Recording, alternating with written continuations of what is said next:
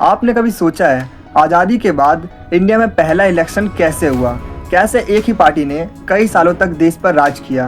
कैसे इमरजेंसी जैसे dark chapter ने डेमोक्रेसी को हिला कर रख दिया? कैसे 1991 में देश ऑलमोस्ट इकोनॉमिक कोलैप्स के करीब आ गया था?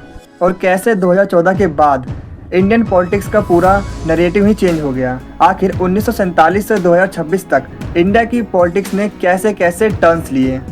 तो आज की ये वीडियो सिर्फ एक वीडियो नहीं है, यह है 1947 से लेकर 2026 तक की इंडिया की कंप्लीट पॉलिटिकल जर्नी। तो इस वीडियो में हम 1951-52 के पहले इलेक्शन से लेकर 2024 तक के सभी इलेक्शन और उसके बीच क्या क्या हुआ, इन सभी चीज़ों को हम समझेंगे। और सबसे इम्पोर्टेंट, हर इलेक्शन के पीछे की कहानी, हर प्राइम मिनिस्टर का इम्पैक्ट, हर क्राइसिस की असली वजह, सब कुछ आज की इस वीडियो में हम जानेंगे। तो वीडियो को एंड तक जरूर देखना। सो हेलो एवरीवन, कैसे हैं आप सभी? स्वागत है आप सभी का आपके अपने यूट्यूब चैनल बीरे स्टडी पॉइंट पर। तो चलिए वीडियो को शुरू करते हैं। तो दिन था 15 अगस्त 1947, आधी रात के ठीक 12 बजे। जब दुनिया सो रही थी, भारत जाग रहा था अपनी आज़ादी की पहली सुबह देखने के लिए। लगभग 200 साल की ब्रिटिश हुकूमत के बाद भारत आज़ाद हुआ, लेकिन ये आज़ादी आसान नहीं थी और न ही पूरी तरीके से खुशियों से भरी थी, क्योंकि इसी आज़ादी के साथ आया देश का विभाजन। ब्रिटिश भारत को दो हिस्सों में बांट दिया गया, भारत और पाकिस्तान। इस बंटवारे ने इतिहास की सबसे बड़ी मानव त्रासदियों में से एक को जन्म दिया। लगभग 1 से 1.5 करोड़ लोग भारत से पाकिस्तान और कई पाकिस्तान से भारत आए। करीब 10 लाख से ज़्यादा लोगों की जान गई। लाखों परिवार हमेशा के लिए बिछड़ गए। ट्रेनों में लाश भरकर आती थी। गांव खाली हो गए। धर्म के नाम पर हिंसा फैल गई। भारत आज़ाद तो हो गया था, लेकिन लहूलुहान। तो अब सवाल था, इतने बिखरे हुए देश को एकजुट कैसे किया जाए? क्योंकि आज़ादी के समय भारत में लगभग 500 से ज़्यादा रियासतें थी। इन रियासतों को भारत में मिलाना आसान नहीं था। यहाँ सबसे बड़ी भूमिका निभाई सरदार वल्लभ भाई पटेल ने, जिन्हें भारत का लौह पुरुष यानी आयरन मैन ऑफ इंडिया भी कहा जाता है। कूटनीति, समझदारी और कभी कभी शक्ति से उन्होंने लगभग सभी रियासतों को भारत में मिला लिया। जैसे हैदराबाद को ऑपरेशन पोलो के जरिए, जूनागढ़ को जनमत संग्रह से, कश्मीर जिसका विलय विशेष परिस्थिति में हुआ। मैं आपको बता दूं कि अगर इन रियासतों का विलय नहीं होता तो आज भारत दर्जन छोटे छोटे देशों में बटा होता। तो अगर आपको जानना है कि इन 500 रियासतों का विलय भारत में कैसे हुआ, तो इसके लिए मैंने एक डेडिकेटेड वीडियो ऑलरेडी यूट्यूब पर अपलोड कर दी है। उसका लिंक मैंने आपको अपने इस वीडियो के डिस्क्रिप्शन बॉक्स में प्रोवाइड कर दिया है। अगर आप चाहो तो उस वीडियो को भी वॉच कर सकते हो। तो कई सालों की कड़ी मेहनत के बाद भारत ने अपने देश को लोकतांत्रिक तरीके से आगे बढ़ाने के लिए अपना 26 नवंबर 1949 को संविधान बना लिया और इसे 26 जनवरी 1950 को लागू कर दिया। ये दुनिया का सबसे बड़ा लिखित संविधान था, जिसे बनाने में लगभग 2 साल 11 महीने और 18 दिन लगे। अब भारत एक संप्रभुत्व, समाजवादी, धर्मनिरपेक्ष, लोकतांत्रिक गणराज्य बना। लेकिन बड़ा सवाल ये था कि आखिर भारत का शासन चलाने वाली सरकार का चुनाव कैसे किया जाए। और सवाल ये भी था कि क्या इतना बड़ा, गरीब और अशिक्षित देश लोकतंत्र चला पाएगा? दुनिया के कई विशेषज्ञों ने कहा भारत में लोकतंत्र नहीं चल पाएगा, लेकिन भारत ने इतिहास रच दिया। भारत में इलेक्शन हुए।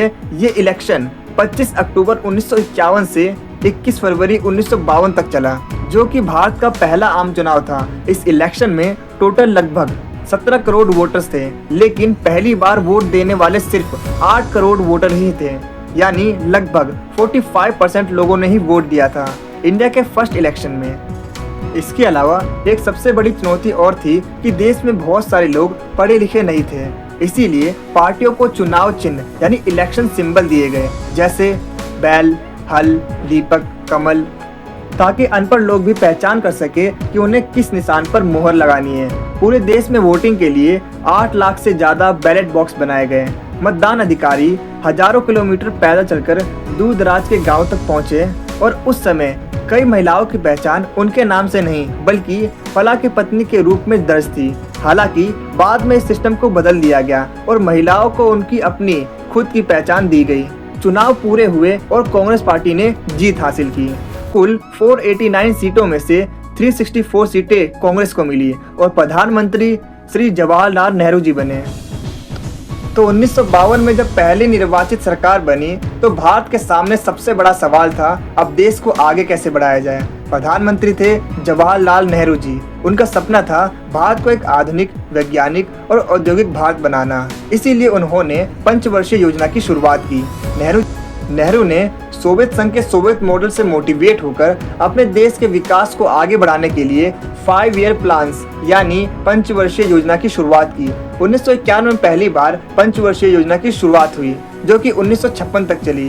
पहली पंचवर्षीय योजना में कृषि और सिंचाई पर फोकस किया गया और इसका जो मेन लक्ष्य था वो था अनाज के उत्पादन को बढ़ावा देना।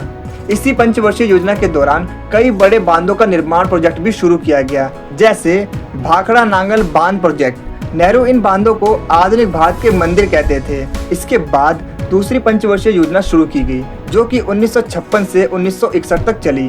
दूसरी पंचवर्षीय योजना में भारी उद्योगों पर फोकस किया गया। भिलाई और दुर्गापुर जैसे स्टील प्लांट इसी समय पर लगाए गए। सार्वजनिक क्षेत्रों की कंपनियों का विस्तार हुआ। भारत धीरे धीरे एक कृषि देश से औद्योगिक देश की ओर बढ़ रहा था। तो मैं आपको बताना चाहूँगा कि पंचवर्षीय योजना के ऊपर मैंने एक सेपरेट वीडियो बनाई है। अगर आप चाहो तो उस वीडियो को भी वॉच कर सकते हो। उस वीडियो का लिंक मैंने आपको अपने इस वीडियो के डिस्क्रिप्शन बॉक्स में प्रोवाइड कर दिया है। आप वहाँ से उस वीडियो को ईजिली वॉच कर सकते हो। तो 1951-52 में हुए इलेक्शन के बाद 1957 में दूसरा आम चुनाव हुआ, या फिर आप कह सकते हो दूसरा लोकसभा का चुनाव हुआ, और इस चुनाव में भी कांग्रेस पार्टी की ही जीत हुई। तो इस बार कांग्रेस पार्टी को 489 में से 371 सीटें मिली। प्रधानमंत्री फिर से नेहरू जी बने। इस समय नेहरू जी की लोकप्रियता यानी पॉपुलैरिटी अपने चरम पर थी, यानी पीक पर थी। और आपको याद ही होगा कि 1961 में नेहरू जी ने मिस्र, यूगोस्लाविया, घाना और इंडोनेशिया जैसे देशों के साथ मिलकर नॉन अलाइन मूवमेंट की स्थापना की थी, जिसे गुट निरपेक्ष आंदोलन भी कहा जाता है। इसका मतलब था कि जहां 1945 के बाद शुरू हुए शीत युद्ध की वजह से पूरी दुनिया दो गुटों में बट गई थी, एक और अमेरिका वाला गुट और दूसरी ओर सोवियत संघ वाला गुट। लेकिन भारत ने दोनों ही महाशक्तियों से दूरी बनाते हुए एक तीसरे गुट की स्थापना की, जिसे गुट निरपेक्ष यानी नॉन अलाइन कहा जाता है। मतलब भारत ना तो अमेरिका के साथ गया और न ही सोवियत संघ के साथ, जिसके बाद अब भारत विश्व राजनीति में एक स्वतंत्र आवाज बन चुका था। जिसके बाद नेहरू जी की छवि भारत के साथ साथ पूरी दुनिया में मजबूत हो गई थी, स्ट्रॉन्ग हो गई थी। इसके बाद 1962 में तीसरा लोकसभा चुनाव होता है और इस चुनाव में भी कांग्रेस पार्टी की ही जीत हुई। कांग्रेस पार्टी को इस बार 494 में से 361 सीटें मिली और तीसरी बार भी प्रधानमंत्री फिर से नेहरू जी ही बने। लेकिन इस साल भारत को एक गहरा झटका लगा और ये झटका था 1962 का भारत चीन युद्ध। इस युद्ध के बाद भारत और चीन के बीच अक्साई चीन और अरुणाचल क्षेत्र का सीमा विवाद मुद्दा छिड़ गया, जिसकी वजह से हिंदी चीनी भाई भाई की नीति टूट गई। तो एक्चुअली क्या हुआ कि अक्टूबर 1962 में चीन ने अचानक हमला कर दिया। भारत की सेना तैयार नहीं थी, भारत के हथियार और रणनीति कमजोर थी, जिसका नतीजा ये हुआ कि भारत को हार का सामना करना पड़ा। इस युद्ध ने नेहरू की छवि को नुकसान पहुंचाया, देश को रक्षा सुधारों के लिए मजबूर किया, सेना के आधुनिकीकरण की शुरुआत करवाई। ये आज़ाद भारत की पहली सैन्य हार थी। 1962 के युद्ध के बाद नेहरू जी मानसिक रूप से आहत हुए, उनकी तबीयत बिगड़ने लगी। 27 मई 1964 को उनका निधन हो गया। ये खबर सुनते ही पूरे देश में सन्नाटा छा गया। अब सवाल था कि अगला प्रधानमंत्री कौन बनेगा।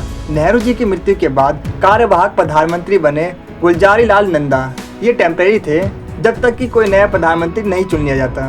कुछ समय बाद यह डिसाइड कर लिया गया कि अगले प्रधानमंत्री लाल बहादुर शास्त्री बनेंगे। अब आपके मन में ये सवाल आ रहा होगा कि आखिर इन्हें ही क्यों चुना गया। तो मैं आपको बता दूं कि लाल बहादुर शास्त्री जी को कांग्रेस पार्टी के अध्यक्ष के कामराज के नेतृत्व में सर्वसम्मति यानी सबकी सहमति से चुन लिया गया था। इसके साथ ही मैं आपको बता दूं कि लाल बहादुर शास्त्री जी कांग्रेस के सबसे ज्यादा पॉपुलर नेता थे। नेहरू मंत्रिमंडल में कई वर्षों तक मंत्री रह चुके थे और तो और इन्होंने रेल मंत्री के रूप में भी काम किया था। इसीलिए अगला प्रधानमंत्री लाल बहादुर शास्त्री जी को चुना गया। प्रधानमंत्री बनते ही उनके सामने दो सबसे बड़ी चुनौतियां थी। खाद्यान्न संकट जो कि 1965 से लेकर 1967 तक रहा, और इसके साथ ही 1965 का भारत पाकिस्तान युद्ध। तो मैं आपको बता दूं कि 1965 में भारत गंभीर खाद्यान्न संकट यानी फूड क्राइसिस से गुजर रहा था। 1-2 सालों तक मानसून असफल रहा था। सूखा और अनाज की भारी कमी थी। अमेरिका से गेहूं आयात करना पड़ रहा था, यानी मंगाना पड़ रहा था। देश आर्थिक और खाद्य संकट से गुजर रहा था। इसी समय शास्त्री जी ने देशवासियों से अपील की, सप्ताह में एक दिन का उपवास रखें और नारा दिया, जय जवान जय किसान। ये सिर्फ नारा नहीं था, बल्कि ये भारत की प्राथमिकताओं की घोषणा थी। इस समय पाकिस्तान ने सोचा होगा कि भारत की कमजोरी का फायदा उठाया जाए और भारत के क्षेत्रों को जीता जाए, लेकिन वो इस बात को भूल गया था कि शेर अगर खामोश है तो इसका मतलब ये नहीं कि वो दहाड़ना भूल गया है। अगर शेर थोड़ा कमजोर पड़ा है, फिर भी उसके सामने फुदकना नहीं चाहिए, क्योंकि शेर तो शेर होता है। पाकिस्तान ने ये गलती की। पाकिस्तान ने कश्मीर में घुसपैठ की, जिससे भारत और पाकिस्तान के बीच 1965 में युद्ध छिड़ गया। भारतीय सेना ने डटकर मुकाबला किया और भारतीय सेना लाहौर तक पहुंच गई, लेकिन पाकिस्तानी क्षेत्रों पर कब्जा नहीं किया।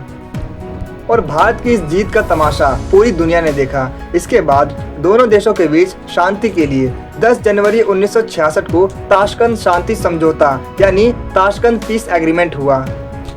उज्बेकिस्तान की राजधानी ताशकंद में भारत के प्रधानमंत्री लाल बहादुर शास्त्री और पाकिस्तान के राष्ट्रपति अयूब खान के बीच समझौता हुआ, यानी एग्रीमेंट हुआ। लेकिन समझौते के अगले दिन ही 11 जनवरी 1966 की रात ताशकंद में ही शास्त्री जी का अचानक निधन हो गया।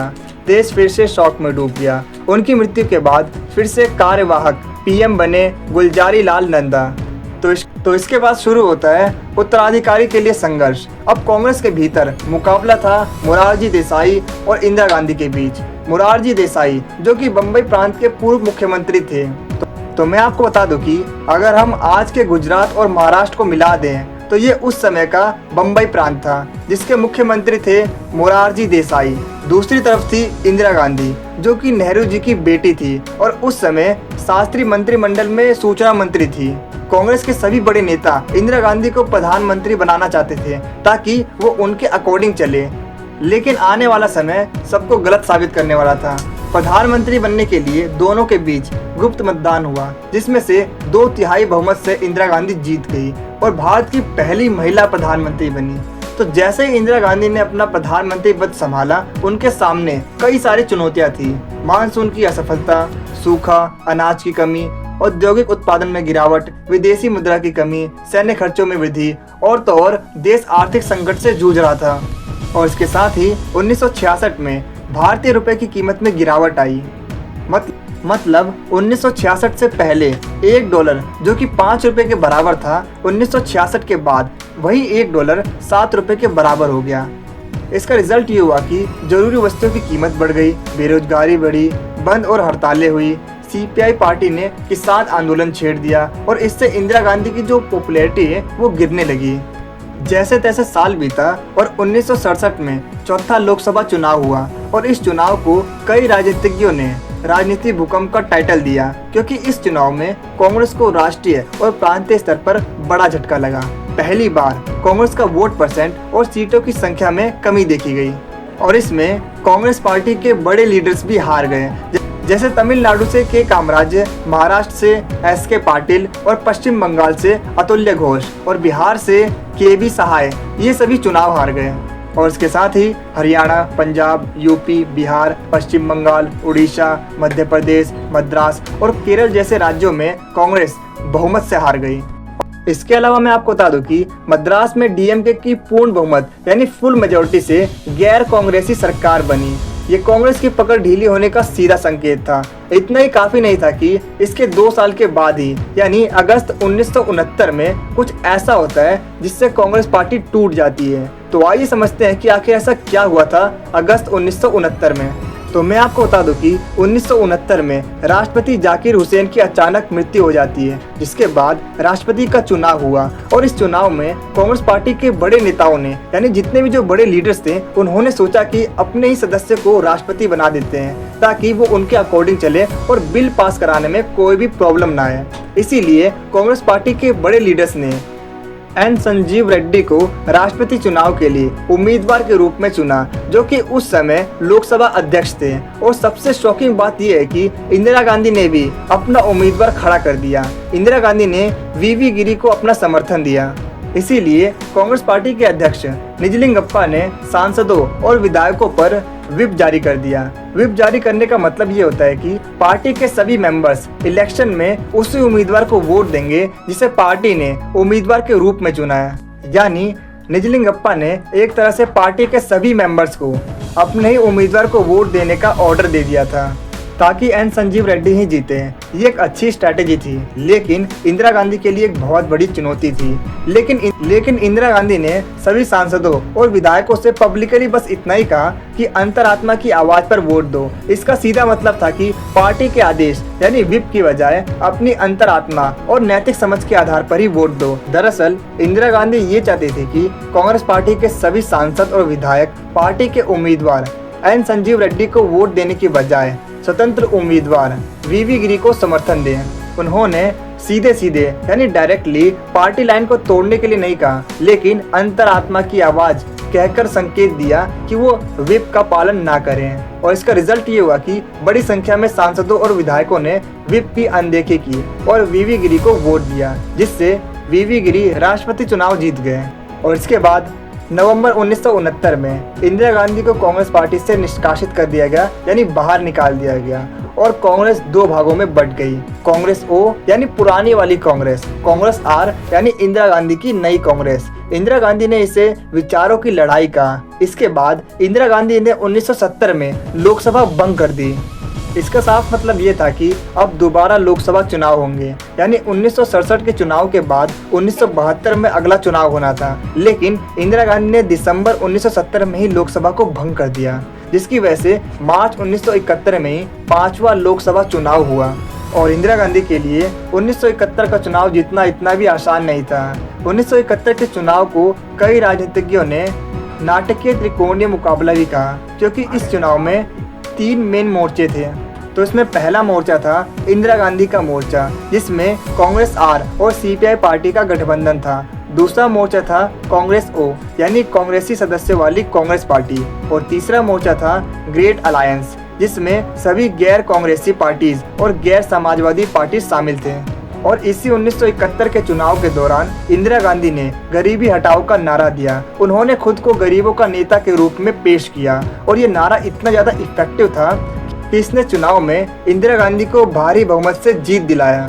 इंदिरा गांधी के मोर्चे को 375 सीटें मिली, जिसमें से सिर्फ इंदिरा गांधी की कांग्रेस आर पार्टी को ही 352 सीटें मिली।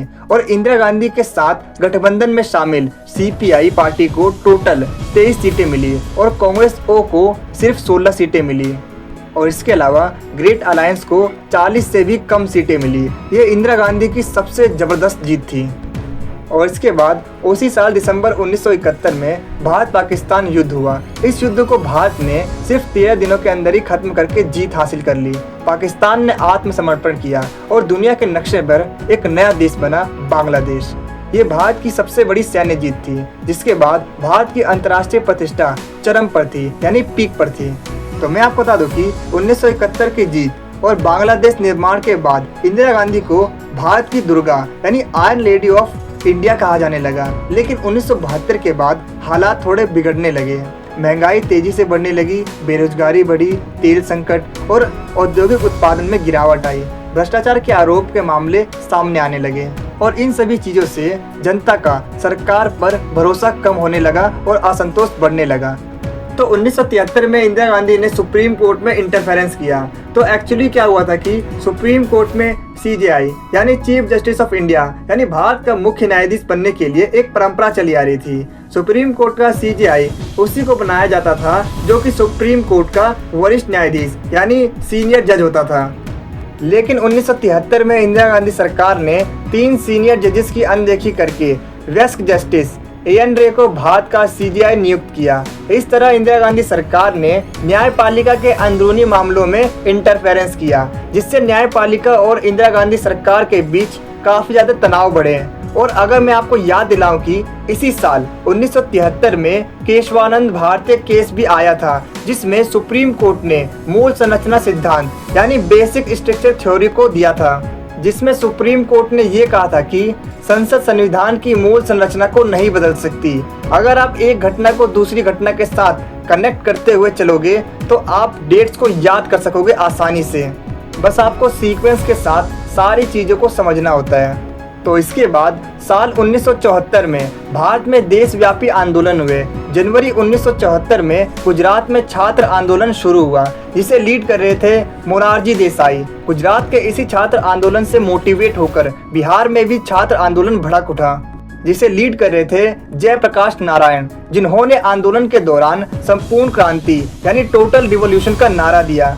उन्होंने खुले मंच से सैनिकों और पुलिस कर्मियों को अन्यायपूर्ण आदेशों का पालन न करने के लिए आग्रह किया। इसके साथ ही मई 1974 में रेल हड़तालें भी हुई, जिसे लीड कर रहे थे जॉर्ज फर्नांडिस। इसके बाद 12 जून 1975 को इलाहाबाद हाईकोर्ट का एक फैसला आता है, जिसके तहत इलाहाबाद हाईकोर्ट ने इंदिरा गांधी के 1971 के चुनाव को रद्द कर दिया, उनकी लोकसभा सदस्यता रद्द कर दी और ये फैसला सुनाया कि इंदिरा गांधी अगले 6 सालों तक कोई भी चुनाव नहीं लड़ सकती।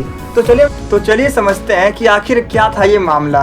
तो अगर मैं आपको ब्रीफ में बताऊं तो इंदिरा गांधी ने 1971 के 5वें लोकसभा चुनाव में रायबरेली से सीट हासिल की थी। उनके खिलाफ समाजवादी नेता राज नारायण चुनाव लड़ रहे थे, लेकिन वो हार जाते हैं। हार के बाद राज नारायण ने इलाहाबाद हाईकोर्ट में याचिका दायर की।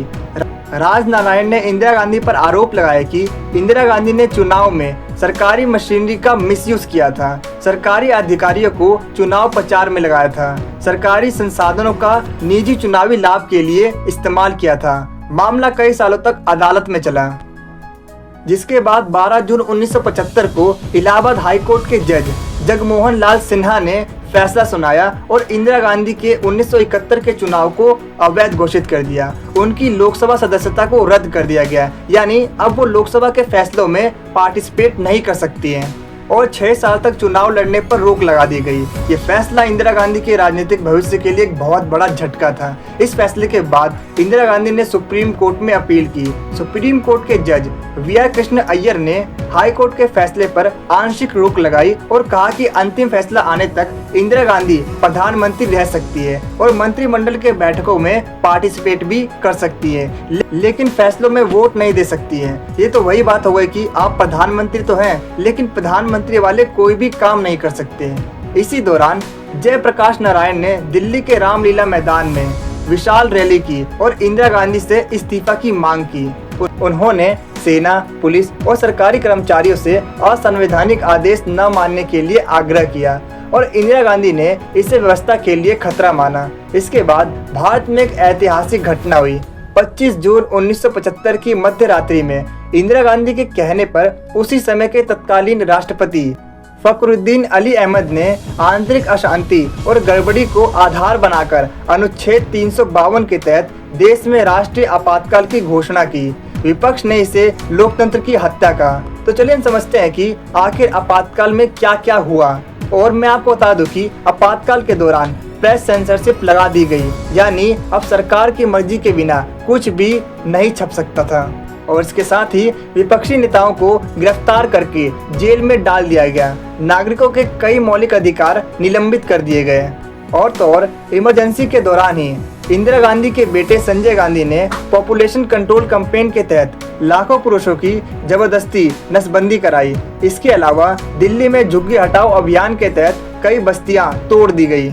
इसके अलावा 1976 में 42वां संविधान संशोधन किया गया, जिसके तहत कई बड़े बदलाव किए गए, जैसे लोकसभा और विधानसभा का कार्यकाल 5 वर्ष से बढ़ाकर 6 वर्ष कर दिया गया, ताकि 1976 में होने वाले छठे लोकसभा चुनाव को टाला जा सके, ताकि जनता को सरकार बदलने का मौका ही ना मिले। और इसके अलावा संविधान में समाजवादी, धर्मनिरपेक्ष और गणराज्य शब्द जोड़े गए।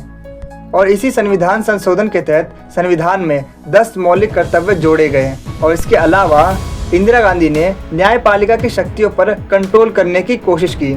तो वीडियो को रोककर आप मेरे क्वेश्चन का जवाब दीजिए कि किस संविधान संशोधन को लघु संविधान यानी मिनी कॉन्स्टिट्यूशन कहा जाता है।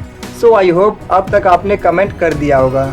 आप देख रहे हैं मेरा चैनल नीरज स्टडी पॉइंट, और अगर अभी तक आपने मेरे चैनल को सब्सक्राइब नहीं किया है तो सब्सक्राइब करके बेल आइकन को जरूर प्रेस करना, ताकि मेरे चैनल पे आने वाली सभी वीडियो का नोटिफिकेशन सबसे पहले आप तक पहुंचे। तो चलिए अब वीडियो में आगे बढ़ते हैं। तो अगर आपको डिटेल में जानना है कि आपातकाल यानी इमरजेंसी होती क्या है, इसके कितने टाइप्स होते हैं, संविधान के किस आर्टिकल में इमरजेंसी के बारे में बताया गया है, 1975 की इमरजेंसी आखिर थी क्या और ये क्यों लगाई गई थी, इमरजेंसी वाले दिन आखिर क्या क्या हुआ, इमरजेंसी के बाद क्या क्या हुआ था। अगर आपको इन सभी चीज़ों के बारे में जानना है तो मैंने इसके लिए एक डेडिकेटेड वीडियो ऑलरेडी अपलोड कर दिया यूट्यूब पे। उसका लिंक मैं आपको अपने इस वीडियो के डिस्क्रिप्शन बॉक्स में प्रोवाइड कर चुका हूँ। अगर आप चाहो तो उस वीडियो को भी वॉच कर सकते हो। तो चलिए वापस आते हैं अपने टॉपिक पर। तो चलिए हम आगे बढ़ते हैं और समझते हैं। तो मैं आपको बता दूं कि इसके बाद फाइनली इंदिरा गांधी ने लगभग 2 सालों तक चलने वाले इस आपातकाल को 1977 में खुद ही हटा दिया और जिसके बाद 1977 में छठा लोकसभा चुनाव हुआ और इस चुनाव को जीतने के लिए सभी विपक्षी दल एकजुट हुए और जनता पार्टी बनाई और इस चुनाव का रिजल्ट ये रहा कि उत्तर भारत में कांग्रेस का सफाया हो गया। इंदिरा गांधी खुद चुनाव हार गई, जनता पार्टी को बहुमत मिला और जनता पार्टी ने सरकार बनाई। प्रधानमंत्री बने मोरारजी देसाई। ये पहली बार था जब केंद्र में गैर कांग्रेसी सरकार बनी। इसके बाद आपातकाल की जांच के लिए जस्टिस जेसी शाह के नेतृत्व में शाह आयोग बना। इसका ऑब्जेक्टिव था 1975 से 77 के बीच आपातकाल के दौरान जो भी लोगों के साथ जातियाँ की गई थी उनकी जांच करना और इसके बाद 1978 में इंदिरा गांधी को गिरफ्तार कर लिया गया और जनता पार्टी ने बीपी मंडल की अध्यक्षता में मंडल कमीशन यानी मंडल आयोग बनाया। इसका काम था कि ये पता लगाना कि किन पिछड़े वर्गों को सरकारी नौकरी में आरक्षण मिलना चाहिए। और इसके साथ ही मैं आपको बता दूं कि इसके अलावा सरकार ने 1978 से 80 तक पंचवर्षीय योजना की जगह वार्षिक योजनाएं चलाई। और इसके साथ ही मैं आपको बता दूं कि जनता पार्टी एक गठबंधन की सरकार थी जिसमें कई पार्टियां शामिल थी। धीरे धीरे पार्टियों में आंतरिक मतभेद बढ़े, आपसी विश्वास में कमी आई थी, जिसका नतीजा ये हुआ कि 1979 में लोकसभा भंग हो गई और जनता पार्टी सरकार गिर गई। और इसके बाद जनवरी 1980 में 7वां लोकसभा चुनाव हुआ और इस चुनाव का नतीजा ये रहा कि कांग्रेस को भारी बहुमत मिला, जनता पार्टी सरकार का अंत हुआ और इंदिरा गांधी तीसरी बार प्रधानमंत्री बनी। चुनाव के बाद 6 अप्रैल 1980 को जनसंघ पार्टी से अलग होकर बीजेपी यानी भारतीय जनता पार्टी बनी और इसी समय बीजेपी के फाउंडर्स थे अटल बिहारी वाजपेयी और लाल कृष्ण आडवाणी। और इसके साथ ही मैं आपको बताना चाहूँगा कि इंदिरा गांधी की वापसी ने ये दिखाया कि पॉलिटिक्स में कमबैक करना पॉसिबल है। लेकिन इंदिरा गांधी का ये कार्यकाल शायद उनके जीवन का अंतिम कार्यकाल ही था, क्योंकि मैं आपको बता दूं कि 1980 के दशक की शुरुआत में पंजाब में उग्रवाद बढ़ने लगा। अमृतसर के गोल्डन टेम्पल में चरमपंथी नेता जर्नैल सिंह भिंडरावाला और उनके समर्थकों ने डेरा जमा लिया था और जून 1984 में ही भारतीय सेना ने गोल्डन टेम्पल में ऑपरेशन ब्लू स्टार चलाया और इसका ऑब्जेक्टिव था उग्रवादियों को हटाना। लेकिन इस ऑपरेशन ब्लू स्टार से भारी जानमाल की हानि हुई, गोल्डन टेम्पल को काफी नुकसान पहुंचा, जिससे सिख समुदाय में इंदिरा गांधी सरकार के प्रति काफी ज्यादा गुस्सा बढ़ गया और ऑपरेशन ब्लू स्टार का ये फैसला बाद में इंदिरा गांधी के लिए घातक साबित हुआ, क्योंकि 31 अक्टूबर 1984 को इंदिरा गांधी के ही सिख अंगरक्षकों सतवंत सिंह और बेअंत सिंह ने इंदिरा गांधी को गोली मारकर उनकी हत्या कर दी। इंदिरा गांधी की हत्या के बाद दिल्ली सहित कई जगहों पर भयानक दंगे हुए, हजारों सिख मारे गए। इसे भारतीय इतिहास के सबसे काले अध्यायों में से एक माना जाता है। इन सब घटना के बाद दिसंबर 1984 में 8वां लोकसभा चुनाव होता है। इस चुनाव का नतीजा सबको चौंकाने वाला था, क्योंकि इस चुनाव में कांग्रेस को 415 सीटें मिली, जो कि भारतीय इतिहास का सबसे बड़ा बहुमत था। और इंदिरा गांधी की हत्या के बाद इंदिरा गांधी के छोटे बेटे राजीव गांधी प्रधानमंत्री बने। प्रधानमंत्री बनने के बाद राजीव गांधी ने 1985 में भारत में तकनीकी और दूरसंचार क्रांति लाई। राजीव गांधी ने कंप्यूटराइजेशन शुरू किया और कंप्यूटर और आईटी सेक्टर को बढ़ावा दिया, दूरसंचार क्षेत्र का विस्तार किया और इसीलिए राजीव गांधी को भारत में आईटी क्रांति का जनक कहा जाता है। इसके अलावा उन्होंने शिक्षा के क्षेत्र में काफी अच्छा काम किया। उन्होंने विज्ञान और तकनीकी शिक्षा पर जोर दिया, नवोदय विद्यालयों की शुरुआत की। इसके बाद इसी साल 1985 में शाहबानो केस आता है। तो चलिए हम समझते हैं कि आखिर ये शाहबानो केस क्या था। तो मैं आपको बता दूं कि शाहबानो 62 साल की एक मुस्लिम महिला थी, जिसने गुजारे भत्ते की मांग के लिए सुप्रीम कोर्ट में अपील की। शाहबानो केस में सुप्रीम कोर्ट ने शाहबानो के पक्ष में फैसला सुनाते हुए कहा, शाहबानों को गुजारा भत्ता मिलना चाहिए। लेकिन पुरातन पंथी मुसलमानों ने यानी पुरानी थॉट रखने वाले मुसलमानों ने सुप्रीम कोर्ट के इस फैसले का विरोध करते हुए इस फैसले को मुस्लिम पर्सनल लॉ में सुप्रीम कोर्ट का इंटरफेरेंस माना। सुप्रीम कोर्ट के इस फैसले के बाद 1986 में राजीव गांधी की सरकार ने मुस्लिम महिला कानून पारित करके सुप्रीम कोर्ट के निर्णय को खारिज कर दिया। राजीव गांधी की सरकार के इस फैसले से धर्म और राजनीति के रिश्ते पर बड़ा विवाद हुआ और बीजेपी ने इसका विरोध करते हुए कहा कि सरकार ध्रुवीकरण यानी हिंदू मुसलमान को बांटने की नीति अपना रही है। इसके बाद इसी साल जुलाई 1985 में पंजाब शांति समझौता भी हुआ। तो मैं आपको बता दूं कि राजीव गांधी और अकाली दल के नेता हरिचंद सिंह लोंगेवाला के बीच पंजाब शांति समझौता हुआ। इसका उद्देश्य पंजाब में शांति बनाए रखना था। इसके बाद 1986 में मिजोरम समझौता हुआ और 1987 में मिजोरम को एक अलग राज्य बनाया गया। तो एक्चुअली मिजोरम की कहानी ये थी कि पूर्वोत्तर भारत का मिजोरम भी 1960 के दशक से ही विद्रोह से जूझ रहा था। मिजो नेशनल फ्रंट के नेता लाल डेंगा अलगाववादी आंदोलन चला रहे थे। राजीव गांधी सरकार ने सैन्य कार्रवाई करने की बजाय राजनीतिक समाधान का रास्ता चुना। 30 जून 1986 को मिजोरम शांति समझौता हुआ और इसका नतीजा ये हुआ कि विद्रोहियों ने हथियार छोड़े और 1987 में मिजोरम को पूर्ण राज्य का दर्जा मिला।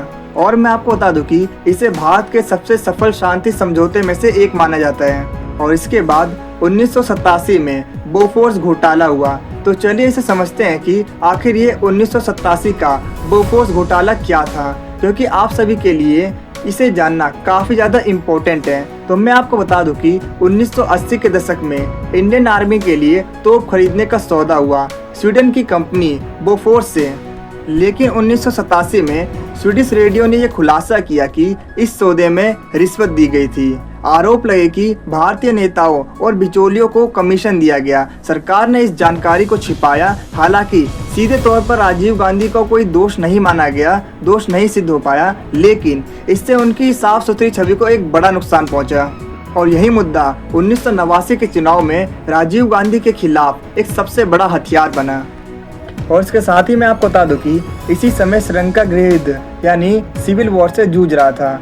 श्रीलंकाई सरकार और तमिल उग्रवादी संगठन जिसका नाम था लिबरेशन टाइगर्स ऑफ तमिल अलम, जिसे आप LTTE यानी लिट्टे के नाम से भी जानते हैं, इनके बीच संघर्ष चल रहा था।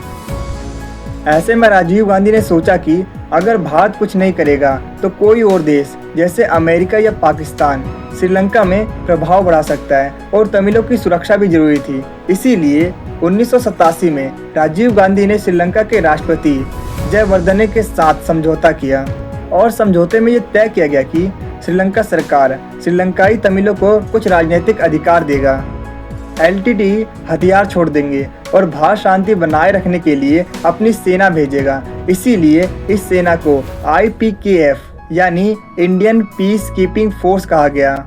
शुरू में ये उम्मीद थी कि LTTE हथियार डालेगा, शांति स्थापित हो जाएगी, लेकिन LTTE ने हथियार नहीं डाले। उन्हें लगा कि समझौता उनके हित में नहीं है, इसीलिए उन्होंने भारतीय सेना के खिलाफ ही लड़ाई शुरू कर दी। अब भारतीय सेना जो शांति सेना बनकर गई थी उसे भी इस युद्ध में भाग लेना पड़ा। मतलब भारतीय सेना को भी लिट्टे के साथ युद्ध करना पड़ा, जिसकी वजह से भारतीय सेना और LTTE के बीच युद्ध हुआ। हजारों सैनिक घायल और शहीद हुए। भारत का मिशन लंबा खिंच गया, लगभग 1987 से 1990 तक, और भारत में इसे लेकर काफ़ी ज़्यादा आलोचना की गई। लोग पूछने लगे कि हम दूसरे देश के युद्ध में क्यों फंसे हैं, हमारे सैनिक क्यों शहीद हो रहे हैं। तो इसी के दबाव में आकर आखिरकार 1990 में भारतीय सेना को वापस बुला लिया। और इस सब में नतीजा ये हुआ कि भारत के लोग भी राजीव गांधी से नाराज हो गए और राजीव गांधी के इस डिसीजन को राजनीतिक मुद्दा बना लिया गया।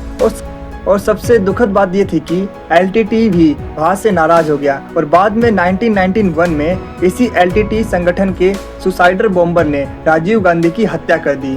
तो चलिए बात करते हैं 1989 के 9वीं लोकसभा चुनाव के बारे में, जिसके बाद भारत में कोलिशन एरा यानी गठबंधन युग की शुरुआत हुई। तो जैसा कि मैंने आप सभी को पहले भी बताया था कि 1984 के चुनाव में कांग्रेस को 400 से भी ज़्यादा सीटें मिली थी, लेकिन 1987 के बोफोर्स घोटाले और श्रीलंका में राजीव गांधी सरकार के इंटरफेरेंस के बाद राजीव गांधी की छवि कमजोर हो चुकी थी, जिसकी वजह से 1989 के चुनाव में कांग्रेस बहुमत खो दी और क्षेत्रीय दल मजबूत हुए और तो और जनता पार्टी और अन्य पार्टियां मिलकर राष्ट्रीय मोर्चा सरकार बनाई, जिसे बीजेपी पार्टी ने अपना समर्थन दिया था। जिसके बाद राष्ट्रीय मोर्चा सरकार सत्ता में आए, प्रधानमंत्री बने वीपी सिंह और इसके बाद से ही कांग्रेस का लंबे समय से चल रहा प्रभुत्व यानी डोमिनेंस खत्म हो गया और यही भारतीय राजनीति में कोलेशन एरा यानी गठबंधन युग की शुरुआत हुई। तो वीपी सिंह की राष्ट्रीय मोर्चा सरकार बनने के बाद 7 अगस्त 1990 को वीपी सिंह ने मंडल आयोग की सिफारिश लागू किया। तो ये वही मंडल आयोग है जिसके बारे में मैंने आपको पहले बताया था कि 1979 में मंडल कमीशन यानी मंडल आयोग बनाया गया था। इसका काम था कि ये पता लगाना कि किन पिछड़े वर्गों को सरकारी नौकरियों में आरक्षण मिलना चाहिए और इसी आयोग ने अपनी सिफारिशें 1990 में वीपी सिंह को सौंप दी, जिसके बाद इस आयोग की सिफारिशों को 7 अगस्त 1990 को लागू किया गया और वीपी सिंह ने ये घोषणा की कि केंद्र सरकार की नौकरियों में ओबीसी के लिए 27% आरक्षण रहेगा यानी ओबीसी को 27% रिजर्वेशन मिलेगा। सरकार के इस फैसले से पूरे उत्तरी भारत में मंडल आयोग के खिलाफ विरोध प्रदर्शन और छात्रों का आंदोलन हुए, लेकिन ये हिंसक प्रदर्शन अधिक दिनों तक नहीं चल पाया क्योंकि 1992 में सुप्रीम कोर्ट ने इस फैसले को संवैधानिक बताया। इसके बाद तो जैसे सभी पॉलिटिकल पार्टीज ने पिछड़े जातियों के कल्याण और उत्थान को अपना राजनीतिक मुद्दा बनाकर अपने वोट बैंक को बढ़ाने की कोशिश की और फिर इसके बाद देश की राजनीति में राम मंदिर का मुद्दा उठा।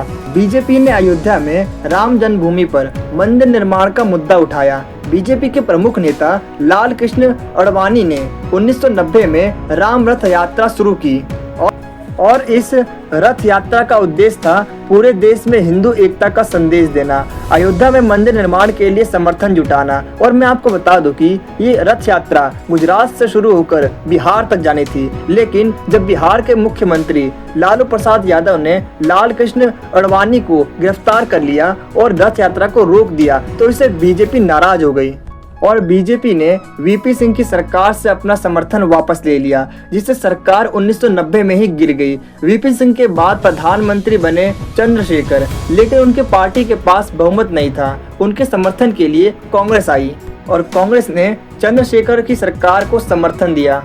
मतलब चंद्रशेखर सरकार बाहर से कांग्रेस पर निर्भर थी, लेकिन कुछ महीनों में ही कांग्रेस और चंद्रशेखर के बीच कुछ मतभेद हो गए, जिसकी वजह से कांग्रेस ने अपना समर्थन वापस ले लिया, जिसकी वजह से मार्च 1991 में सरकार गिर गई। इसके बाद देश में फिर से चुनाव होने थे और इसी बीच देश काफी गंभीर आर्थिक संकट से जूझ रहा था। विदेशी मुद्रा भंडार लगभग खत्म हो चुका था, सिर्फ 2 हफ्ते के आयात लायक ही पैसा बचा था। भारत पर विदेशी कर्ज बहुत ही ज्यादा बढ़ गया था, भारत बिल्कुल दिवालिया होने की कगार पे था। तो ऐसी सिचुएशन में सरकार ने कई हार्ड डिसीजंस लिए, जैसे भारत का सोना विदेश भेजा, IMF से कर्ज लिया और ये देश के लिए बहुत ही शर्मनाक और चिंताजनक स्थिति थी। इसके बाद 1991 में 10वीं लोकसभा चुनाव हुए। चुनाव के बाद प्रधानमंत्री बने PV नरसिम्हा और वित्त मंत्री बने डॉक्टर मनमोहन सिंह। ये सरकार 1991 से 1996 तक चली और अपना पूरा कार्यकाल यानी अपना पूरा टाइम पीरियड पूरा किया। इसके साथ ही मैं आपको बताना चाहूँगा कि PV नरसिम्हा राव की सरकार ने देश को आर्थिक संकट से निकालने के लिए अपनी आर्थिक नीतियों में कई ऐतिहासिक बदलाव किए। जैसे पहले हर उद्योग के लिए सरकारी लाइसेंस लेना जरूरी था, विदेशी कंपनियों पर रोक थी और सरकारी कंपनियों का दबदबा यानी डोमिनेंस था। PV नरसिम्हा राव की सरकार ने लाइसेंस राज को खत्म कर दिया, निजी कंपनियों को भी उद्योग चलाने का मौका दिया, विदेशी निवेश को अनुमति दी यानी फॉरेन इन्वेस्टमेंट को परमिशन दिया और आयात निर्यात यानी इंपोर्ट एक्सपोर्ट को और भी ज़्यादा इजी बना दिया गया। इसी मॉडल को LPG कहा गया यानी लिबराइजेशन, प्राइवेटाइजेशन एंड ग्लोबलाइजेशन। और मैं आपको बता दूं कि इस मॉडल का देश की अर्थव्यवस्था पर पॉजिटिव इम्पैक्ट देखने को मिला, क्योंकि इससे IT सेक्टर उभरे, निजी बैंक आए, मध्यम वर्ग बढ़ा, विदेशी ब्रांड भारत आए और इसके साथ ही भारत की GDP तेजी से बढ़ी और यही आधुनिक भारत की अर्थव्यवस्था की शुरुआत थी। तो अब मैं क्या ही बताऊं, भारत अभी अभी इतने बड़े आर्थिक संकट से उभरा था कि देश की राजनीति में एक अलग ही मुद्दा शुरू हो गया था और वो मुद्दा था बाबरी मस्जिद। तो मैं आपको बता दूं कि उत्तर प्रदेश के अयोध्या में एक स्थल था जिसे कई हिंदू लोग भगवान राम की जन्मभूमि मानते हैं, और वहीं पर 16वीं शताब्दी में बनी एक मस्जिद थी जिसका नाम था बाबरी मस्जिद, और इसी को लेकर कई दशकों तक विवाद चलता रहा था। हिंदू पक्ष का दावा था कि बाबरी मस्जिद राम जन्मभूमि पर बनी हुई है, और वहीं दूसरी तरफ मुस्लिम पक्ष का कहना था कि ये ऐतिहासिक मस्जिद है, ये कोई आज का मुद्दा नहीं था, बल्कि ये आज़ादी से पहले से मुद्दा चला आ रहा था। और राम मंदिर के निर्माण के लिए देश भर में अभियान चलाया गया, कार सेवा का आयोजन किया गया। 6 दिसंबर 1992 को अयोध्या में हजारों कार सेवक इकट्ठा हुए और बाबरी मस्जिद को गिरा दिया गया। और इसके बाद मुंबई, दिल्ली, कानपुर और सूरत जैसे कई शहरों में दंगे हुए, हजारों लोग मारे गए, संपत्ति और जान माल की भारी हानि हुई। हिंदू मुस्लिम संबंधों में भी काफी ज्यादा गहरा तनाव देखने को मिला। और वहीं दूसरी ओर बीजेपी ने राम मंदिर मुद्दे को अपना राजनीतिक आधार बनाकर देश की राजनीति में अपना स्थान बनाया। और इस पर कई कांग्रेसी आलोचकों ने कहा कि सरकार ने पर्याप्त शक्ति नहीं दिखाई, जिसकी वजह से ये सभी दंगे हुए। और इसके बाद 1996 में 11वीं लोकसभा चुनाव हुए, लेकिन 1996 के चुनाव में किसी भी पार्टी को बहुमत नहीं मिला। लेकिन 1996 के चुनाव में सबसे बड़ी पार्टी बनी बीजेपी, जिसे कुल 161 सीटें मिली थी। और उस समय के राष्ट्रपति शंकर दयाल शर्मा ने बीजेपी के प्रमुख नेता अटल बिहारी वाजपेयी को सरकार बनाने का न्योता दिया। तो 16 मई 1996 में अटल बिहारी वाजपेयी प्रधानमंत्री बने, लेकिन बीजेपी बहुमत नहीं जुटा पाई। इसीलिए 13 दिन बाद ही यानी 1 जून 1996 को वाजपेयी ने प्रधानमंत्री पद से इस्तीफा दे दिया, जिसे आप वाजपेयी जी की 13 दिन की सरकार के नाम से भी जानते हैं। तो बीजेपी के हटने के बाद कई क्षेत्रीय दलों ने मिलकर संयुक्त मोर्चा बनाया और कांग्रेस ने इस पार्टी को बाहर से समर्थन दिया। संयुक्त मोर्चा की सरकार में शुरू में एचडी देवगौड़ा प्रधानमंत्री बने, लेकिन कांग्रेस असंतुष्ट थी, इसीलिए कांग्रेस ने समर्थन वापस ले लिया और सरकार गिर गई। फिर बाद में इंद्र कुमार गुजराल को संयुक्त मोर्चे की सरकार का नया प्रधानमंत्री बनाया गया, लेकिन बाद में फिर से कांग्रेस ने अपना समर्थन वापस ले लिया और सरकार गिर गई। इसके बाद 1998 में 12वीं लोकसभा चुनाव हुआ। इस बार बीजेपी ने क्षेत्रीय दलों को साथ लेकर एनडीए यानी नेशनल डेमोक्रेटिक अलायंस गठबंधन की सरकार बनाई। प्रधानमंत्री फिर से बने अटल बिहारी वाजपेयी। इस बार अटल बिहारी वाजपेयी की सरकार 13 महीने तक ही चली, लेकिन इन 13 महीनों में अटल बिहारी वाजपेयी की सरकार ने कई इम्पोर्टेंट काम किए। जैसे 13 मई 1998 में राजस्थान के पोखर में भारत ने अपना दूसरा परमाणु परीक्षण किया। इसके बाद फरवरी 1999 में अटल बिहारी वाजपेयी लाहौर पाकिस्तान गए और पाकिस्तान के प्रधानमंत्री नवाज शरीफ से मुलाकात की, दोस्ती और शांति का संदेश दिया। लेकिन कुछ ही महीनों बाद पाकिस्तान ने मई 1999 में कारगिल युद्ध छेड़ दिया और पाकिस्तानी सैनिकों और घुसपैठियों ने कारगिल की पहाड़ियों पर कब्जा कर लिया था, जिसके बाद भारत ने जवाबी कार्रवाई की। 2 महीने की लड़ाई के बाद जुलाई 1999 में भारत कारगिल युद्ध जीत गया और भारत ने अपनी जमीन वापस ले ली, और ये युद्ध वाजपेयी सरकार की छवि को मजबूत करने वाला साबित हुआ। लेकिन 1999 में जयललिता की पार्टी ने समर्थन वापस ले लिया, जिसकी वजह से एनडीए सरकार गिर गई, यानी नेशनल डेमोक्रेटिक अलायंस की जो सरकार बनी थी वो गिर गई। इसके बाद 1999 में 13वीं लोकसभा चुनाव हुआ। एनडीए को बहुमत मिला और अटल बिहारी वाजपेयी तीसरी बार प्रधानमंत्री बने। इस बार सरकार पूरे 5 साल यानी 1999 से 2004 तक चली। इसी बीच वाजपेयी सरकार ने कई इम्पोर्टेंट वर्क किए, जैसे 2001 में सर्व शिक्षा अभियान शुरू किया, जिसके तहत शिक्षा को प्राथमिकता दी गई। सभी बच्चों को प्राथमिक शिक्षा देने का लक्ष्य बनाया गया। इसके अलावा 2001 में आगरा शिखर सम्मेलन हुआ। अटल बिहारी वाजपेयी और पाकिस्तान के राष्ट्रपति परवेज मुशर्रफ के बीच वार्ता हुई, बातचीत हुई, लेकिन ये समझौता नहीं हो सका। इसके बाद उसी साल 13 दिसंबर 2001 को आतंकवादियों ने भारतीय संसद पर हमला किया, जिसके बाद भारत और पाकिस्तान के बीच तनाव अपने चरम पर पहुंच गया था। और इतना ही नहीं, बल्कि इसके बाद 2002 में गुजरात के अक्षरधाम मंदिर पर आतंकवादियों ने हमला किया, और इसके बाद उसी साल 2002 में ही गुजरात दंगे भी हुए। तो अगर आपको 2002 के गुजरात दंगों के बारे में पता है तो कमेंट सेक्शन में जरूर बताना, क्योंकि नॉलेज बांटने से बढ़ती है। तो कमेंट में 2002 के गुजरात दंगों के बारे में जरूर बताना कि ये क्या था, क्यों हुआ था और कैसे हुआ था। तो चलिए आगे बढ़ते हैं अपने वीडियो में। तो इसके बाद 2004 में 14वीं लोकसभा चुनाव हुए। 2004 में सबको उम्मीद थी कि एनडीए फिर से जीतेगा, लेकिन परिणाम चौंकाने वाले थे। एनडीए हार गया। कांग्रेस सबसे बड़ी पार्टी बनी, लेकिन बहुमत से दूर थी। इसीलिए कांग्रेस ने भी इस बार गठबंधन बनाया और गठबंधन का नाम था यूपीए यानी यूनाइटेड प्रोग्रेसिव अलायंस। और इस बार प्रधानमंत्री बने मनमोहन सिंह। और मैं आपको बता दूं कि मनमोहन सिंह के टाइम पीरियड में भी कई इंपॉर्टेंट वर्क हुए, जैसे 2005 का आरटीआई यानी कि राइट टू इंफॉर्मेशन एक्ट। और इसके अलावा इसे यूपीए सरकार की सबसे महत्वपूर्ण उपलब्धियों में से एक माना जाता है। इसके साथ ही मैं आपको बताना चाहूँगा कि ग्रामीण विकास और रोजगार को बढ़ाने के लिए 2005 में ही मनरेगा योजना लाई गई। अब आप वीडियो को पॉज करके कमेंट में बताइए कि 2005 की मनरेगा योजना की क्या क्या विशेषताएं हैं, और मैं बीच बीच में इसी तरीके से क्वेश्चन पूछता रहूँगा ताकि आपका पिछला पढ़ाया हुआ रिवाइज हो सके और आप हर एक घटना को कनेक्ट कर सको एक दूसरे से। मैं आपको बता दूं कि इससे जो आपकी लर्निंग होती है वो बेस्ट और परमानेंट बनती है और लर्निंग में आपको मज़ा भी आता है। लर्निंग हमेशा 2 वे होनी चाहिए, इसीलिए आप चीज़ों को बेहतर ढंग से तभी सीख पाओगे जब आप भी रिप्लाई करोगे। अपने डाउट पूछो, और अगर आपको किसी चीज़ के बारे में पता है देन वो भी कमेंट में लिखकर जरूर बताना, क्योंकि नॉलेज बांटने से बढ़ती है। और इसीलिए जो भी क्वेश्चंस मैं आपसे पूछता हूँ उसका तुरंत वीडियो को पॉज कर आंसर देने की कोशिश करो, और मैं भी आपके सभी कमेंट्स को पढ़कर उसका रिप्लाई देने की कोशिश करूँगा। अगर आपको ये वीडियो अच्छी लग रही है तो आप इसे लाइक, शेयर और कमेंट जरूर करें, क्योंकि जब आप लाइक करते हो तो हमें मोटिवेशन मिलता है ऐसी और बहुत सी वीडियोस बनाने के लिए। और जब आप वीडियो को शेयर करते हो तो जैसा कि आपको पता ही होगा, नॉलेज बांटने से बढ़ती है। और जब आप हमारी वीडियो पर कमेंट करते हो तो हमें ये पता चलता है कि हम अपनी वीडियो में और क्या इम्प्रूव कर सकते हैं। और मैं आपको बता दूं कि 5 मिनट की वीडियो को बनाने में काफ़ी मेहनत और 1 से 2 घंटे का समय लगता है।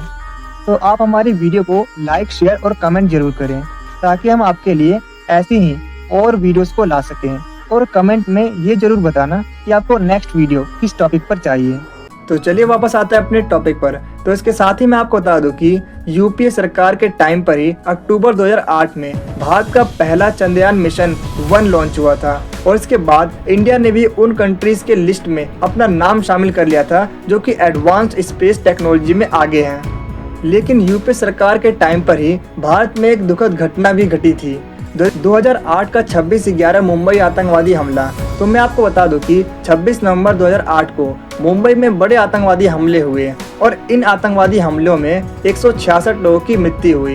ये भारत की इंटरनल सिक्योरिटी के लिए एक बहुत बड़ा झटका था। इसके बाद 2009 में 15वीं लोकसभा चुनाव होते हैं। यूपीए दोबारा सत्ता में आई। डॉक्टर मनमोहन सिंह फिर से प्रधानमंत्री बने और इस टाइम पीरियड के दौरान कई घटनाएं घटी, जैसे 2010 का 2G स्पेक्ट्रम घोटाला, इसके अलावा कॉमनवेल्थ गेम्स घोटाला। और इन घोटालों की वजह से सरकार की छवि कमजोर हुई। इसके अलावा 16 दिसंबर 2012 का निर्भया हत्याकांड।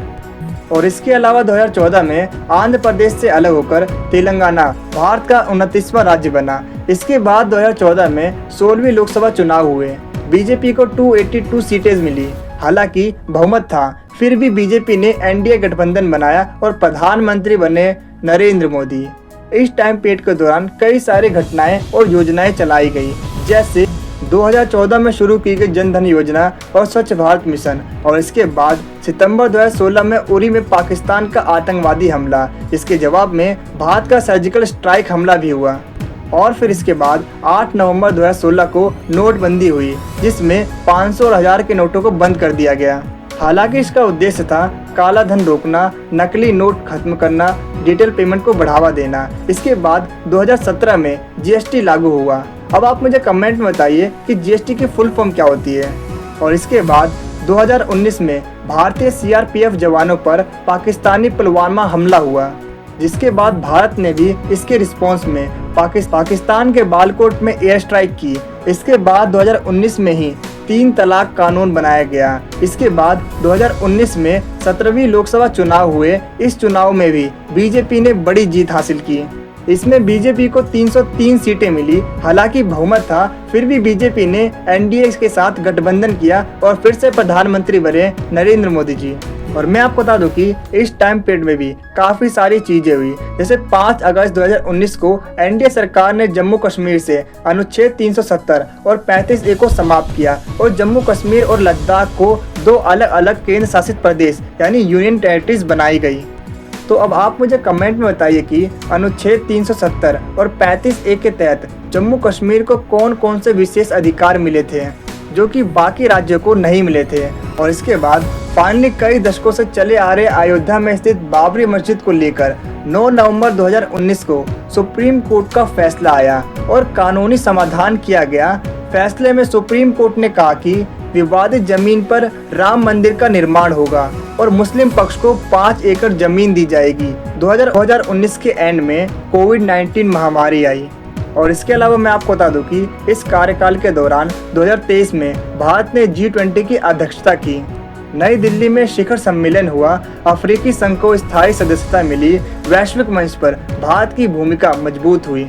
और इसके बाद 19 मई 2023 को नई दिल्ली में नया संसद भवन का उद्घाटन हुआ। इसके बाद 22 जनवरी 2024 को अयोध्या में राम मंदिर का उद्घाटन हुआ और इसके बाद 2024 में 18वां लोकसभा चुनाव हुआ।